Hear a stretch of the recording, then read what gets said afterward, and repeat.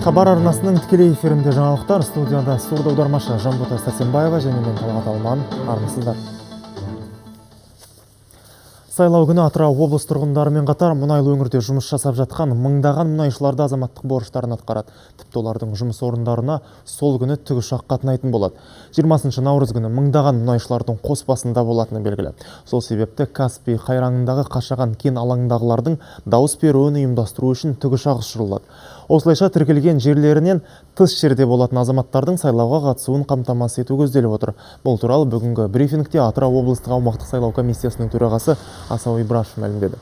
Жалпы ертеңгі саяси науқан барысында өңірде 9 аумақтық, 134 округтік және 234 учаскелік сайлау комиссиясы жұмыс жасайды. Олардың 302 мың сайлаушысының уақытылы дауыс беруін қамтамасыз ететін болады. Вақталық жұмыста жұмыс жасайтын адамдардың барлығы былтыр біздер президент сайлауында жаңағы оларға мүмкіншілік беріп, теңгеше рол мекемесіне жасайтындар жаңа Қаратонға келген, Қашаған мекенінде жасайтындарға жаңа вертолет ұйымдастырылып еді. Биыл енді мынау ауа райының жағдайына қалай осындай жұмыстың ұйымдастыру жағын қарастырамыз. Алматы облысының ішкі істер қызметі сайлау науқанына байланысты күшейтілген режимге көшті. Бұл туралы облыстық ішкі істер департаментінің өткен жылдың қорытындылары мен алдағы міндеттері туралы сөз болған алқалы жиында айтылды. Қазір өңірдегі жергілікті полиция қызметінде 2000-ға жуық адам бар. Барлығы өз ісінің жетік білетін мамандар. Полицияның материалдық техникалық базасы жылдан жылға жақсара түсуде. Былтырдан бері көршілер бақылау бағдарламасы жемісті жұмыс істеуде. Оның қызметін нәтижелі үйлестіру үшін жаңа 10 жеңіл автокөлік берілді. Басқа құрылымдарға да қажетті көліктер тапсырылды. Мұның барлығы сайлау науқаны кезінде қоғамдық тәртіпті қырағылықпен сақтауға көп көмегін тигізеді дейді сала басшылары. Қызметтік ауысымға біз көштік. Барлық жерлерде оперативтік штаб құрылды. Бүгінгі жеке құрам, жергілікті полицияның қызметінің жеке құрамы осы шараны өткізуге біз дайын болып тұрмыз. Еліміздегі дағдарысқа қарамастан Астанадағы әлеуметтік нысандардың құрылысы ақсаймайды. Орталық коммуникациялар қызметінде өткен кезекті брифинг барысында елорда әкімінің орынбасары Сергей Хорошун осылай деп уәде берді. Оның айтуынша елбасы тапсырмасына сәйкес әлеуметтік салаға бөлінетін қаражат еш қысқартылмайды. Сондықтан құрылысы басталған барлық әлеуметтік нысандар мерзімінде пайдалануға беріледі. Ни один объект. Әлеуметтік нысандардың бірде-біреуінің құрылысы тоқтатылмайды. Барлығы да жоспарға сәйкес аяқталады. Медицина саласы бойынша туберкулезге қарсы аурухананың құрылысын жылдың соңына дейін аяқтаймыз. Ал тамызға дейін 4 мектеп пен 2 балабақшаның құрылысын аяқтаймыз. Шектеулер алынғаннан кейін Иран экономикасы қазір ауқымды тақырып. Оның Қазақстанға әсері алдағы іскерлік байланыстар. Тілшіміз Гүлмара Қуатбайқызы осы төңіректе әңгіме өрбітеді. 6-8 ақпанда Тегеранда Қазақстан-Иран бизнес форум өтеді. Бұл туралы қазақ жеріндегі Иранның төтенше және өкілетті елшісі мәлім етті. Маджтаба Дамирчилудің айтуынша, форум екі ел арасындағы ынтымақтастықтың өркендеуіне жаңа серпін береді. Онда инфрақұрылым және өнеркәсіпті дамытуға қатысты бірлескен жобаларды жүзеге асыру жайы талқыланады деп жоспарланған. Мұнайға тәуелділіктен құтылып, өндіріс пен ауыл шаруашылығын дамытуға ден қойған Иран үшін бұл тиімді бастама. Форумға Қазақстанның 100-ден астам және Иранның 150-ге тарта ірі кәсіпорындарының өкілдері қатысады. Тараптар ауыл шаруашылығы, көлік инфрақұрылымы, тау-кен салаларына инвестиция салуды көздеп отыр. Сондай-ақ Иранға санкция салынғанға дейін темір кеніші мыс өндіру бағытындағы ортақ жобаларды қайта жандандыру жоспарланып отыр. 2014 жылы екі ел арасындағы тауар айналымы $980 миллион болса, 2015 жыл бұл көрсеткіш 2 есеге кеміген. Алайда алдағы уақытта алыс-берісті 5 есеге дейін арттыру жоспарлануда. Сонымен қатар Иран Еуразиялық экономикалық одақпен еркін сауда айналымын құруға қызығушылық танытуда. Әрі Қазақстанның инфрақұрылымын тиімді пайдалануды көздеп отыр. Гүлмайра Қуатбайқызы, Серік Қоңырбаев, Хабар. 1 наурыздан бастап Алматыда әлеуметтік жағдайы төмен азаматтар үшін жол ақыға жеңілдіктер енгізілетін болды. Қоғамдық көліктерде тегін жүру құқығын 1-2 топтағы 23 мың мүгедекке, зағип және өзге де мүмкіндігі шектеулі жандардың балаларына беру шешілді. Ұлы Отан соғыс ардагерлері мен мүгедектері, оларға теңестірілгендер бас аяғы 12 000 адам қоғамдық көлікпен тегін қатынайды. Сондай-ақ жол жүру билеттері қайта енгізілмекші. Олардың бағасы зейнеткерлер мен көп балалы аналарға 2000 теңге, оқушыларға 1000 және студенттерге 3000 теңгені құрайды. Мұндай шешімдер бүгін қалалық мәслихаттың сессиясында қабылданды. Мысалы, біздің Алматы қаласы анализ жасап, қандай экономический свод дейді ғой. Бізде қаражат болады ма, болмайды ма? Ал енді қазір кішкентай қаражат экономияға түскен соң, біз соның бірінші несін сон қойып жатырмыз.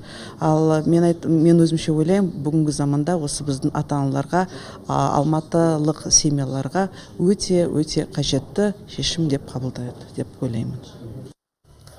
Мұнай бағасы жыл соңына дейін 50-60 долларға дейін өсуі мүмкін. Бұл елордада өткен Мәскеу, Астана, Баку атты 3 шақты видео кездесуде қазақстандық сарапшы Акбар Тукаев осындай болжам жасады. Оның айтуынша қара алтынның құны қазіргідей аздап көтеріліп отырса, осы жылдың ортасынан бастап бағаның көтерілуі басталады. Бұдан бөлек біздің елдің экономикасына Ираннан алынып тасталған санкциялар кесірін тигізбейді. Безусловно, я думаю, сейчас уже... Қазір мұнай бағасының құбылып жатқаны біздің елдердің экономикасына пайдалы, себебі өзге де экономиканың салаларын дамытуға жол ашады.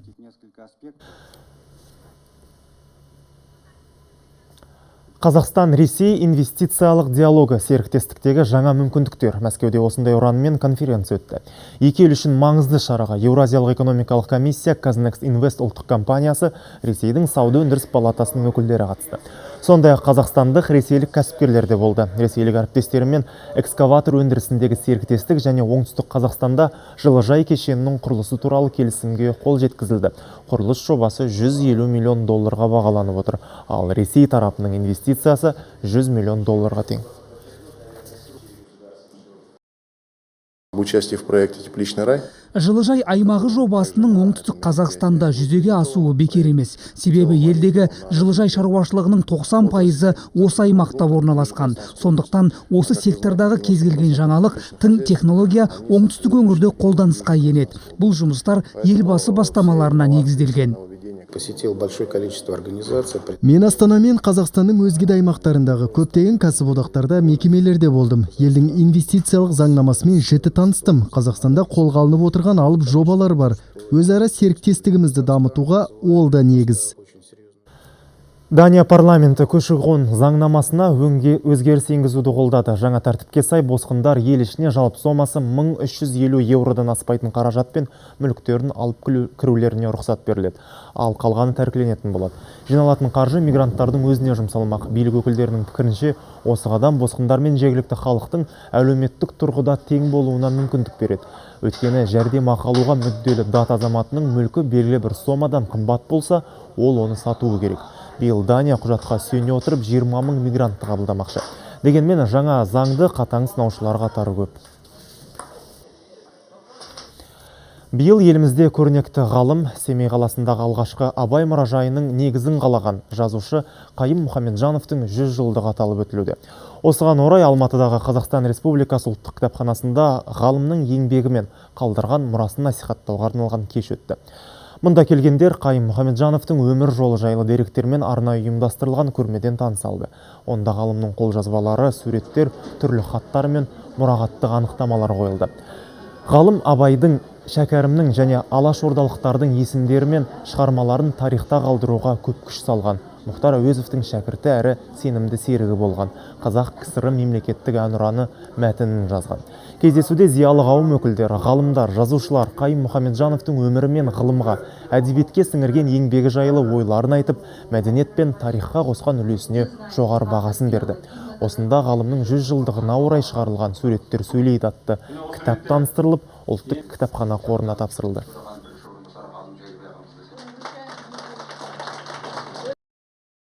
Абайдың ақындық айналасы кім болды? Мағауия, Ақылбай, Тұрағұлдар не істеді? Абайдың ұрпағы ретінде, шәкірттері ретінде қандай шығармалар жазды? Абай қазақтың бас ақыны деген Ахмет Байтұрсынов, Әлихан Бөкейхан бастаған алаш азаматтары, алаш әдебиеттен алаш абайтануын қалай қалыптастырды деген зерттеулерді Қайым Мұхамедханұлының кітабынан қазір тауып алып жатырмыз. Сондықтан ғалымның хаты өлмейді. Әзірге келіп түскен ақпараттар топтамасы осындай. Амандықта жүздескенше.